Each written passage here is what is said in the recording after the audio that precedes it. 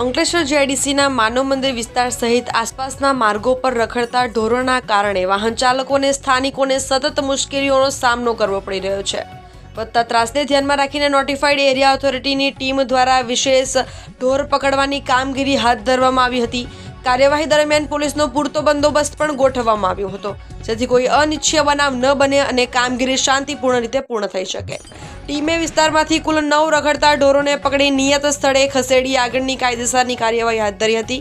સ્થાનિકોએ પણ આ કામગીરીને આવકારી નિયમિત ધોરણે આવી ડ્રાઈવ ચલાવવાની માંગ કરી છે, જેથી રખડતા ઢોરોના કારણે થતા અકસ્માતો અને ટ્રાફિકની સમસ્યામાં ઘટાડો થઈ શકે।